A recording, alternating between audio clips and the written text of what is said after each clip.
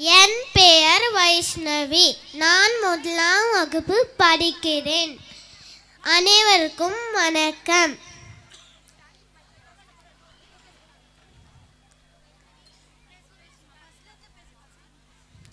என் பெயர் வைஷ்ணவி.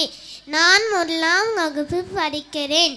அனைவருக்கும் வணக்கம். மரத்தின் வேர் போல் இருக்கும் நமது பள்ளியின் தலைமை ஆசிரியருக்கும் அதில் கிளைகளான ஆசிரியர்களுக்கும் பின் மரத்தின் நிலைகளான மாணவ மாணவிகளுக்கும் எனது முட்டான முதற்கும் வணக்கத்தை தெரிவித்துக் கொள்கிறேன். நான் இங்கே எடுத்துள்ள தலைப்பு தன்னம்பிக்கை கதை. ஒரு காட்டில் உள்ள மரபொன்றில் கழுகு ஒன்று வாழ்ந்து வந்தனர். அந்த கழுகுக்கு கடல் நம்பிக்கை மிகவும் அதிகமாக இருந்தது. கடல் நம்பிக்கையால் அது தினமுமே தியானம் செய்து கொண்டது.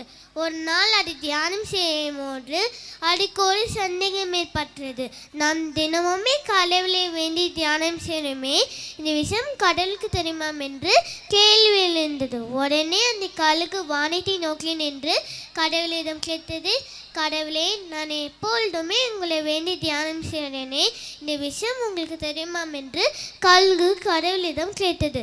அதுக்கு கடவுள் கூறினார், எனக்கு கண்டிப்பாக தெரியும். நீ என் மேல் முழு நம்பிக்கை வைத்தோலே என்றும் எனக்கு நன்றாக தெரியும் என்று கடவுள் கழுகிடம் கூறினார். அதுக்கு அந்த கழுகு மிகவும் மகிழ்ச்சியானது.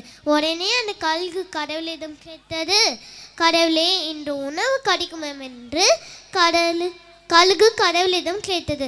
அதுக்கு கடவுள் கூறினார், இன்று உணவு நானே உனக்கு அளிக்கிறேன் என்று கடவுள் கூறிவிட்டு மறைந்தார். நாம் இன்று உணவு தேட வேண்டாம், கடவுளே நமக்கு உணவு கொடுப்பார் என்று அந்த கழுகு தியானத்தில் அமர்ந்தது. காலையிலிருந்து தியானம் செய்து கொண்டது. இரவு நேரமாகியும் உணவு வரவில்லை என்று அந்த கழுகு கோபத்தில் தியானத்திலேயே அமர்ந்தது. திடீரென்று கடவுள் வானத்தில் கழுகிடம் கேட்டார், நான் உனக்கு உணவு அளித்தேனே, உனக்கு வந்ததாம் என் சாப்பிட்டாயாம் என்று கடவுள் கழுகிடம் கேட்டார். அதுக்கு கழுகு கூறியது, எனக்கு எந்த உணவும் வந்து சேரவில்லை, நான் சாப்பிடவும் இல்லை, நான் பட்னியாகத்தான் இருக்கேன், நீங்கள் என்னை ஏமாற்றி விட்டீர்கள், பொய் கூறிவிட்டீர்கள் என்று அந்த கழுகு கோபமாக கடவுளிடம் கூறியது. அதற்கு கடவுள் மிகவும் அமைதியாக ஒரு பதில் அளித்தார். நீங்கள் எப்பொழுது என்னிடம் உணவு கேட்டீர்களோ அப்பொழுதே நான் உங்களுக்கு உணவு அளித்து விட்டேன். கொஞ்சம் பின்னால் திரும்பி பார்த்தார், ஒரு தவளை இருந்து கரைந்தது. இதுதான் உனக்கு உணவு, நான் உனக்கு உணவு அளிக்கிறேன் என்று சொன்ன உடனே நீ தியானத்தில் அமர்ந்து விட்டாய். பின் திரும்பி கூட பார்க்காமல் தியானத்திலேயே இருந்து விட்டாய். கடல் நம்பிக்கை இருக்க வேண்டியதுதான், ஆனால் உன்னுடைய முயற்சி சிறிதளவாவது இருக்க வேண்டும். முயற்சியில் என்றால் வாழ்க்கையை வெற்றி பெற முடியாது, முயற்சி திருவினையாகும் என்று கடவுள் கூறிவிட்டு மறைந்தார்.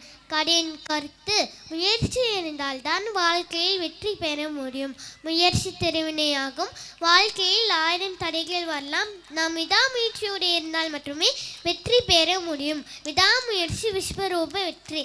கண்டிப்பாக நீங்களும் முயற்சி செய்யுங்கள், வெற்றியாளராக மாறுங்கள். நன்றி.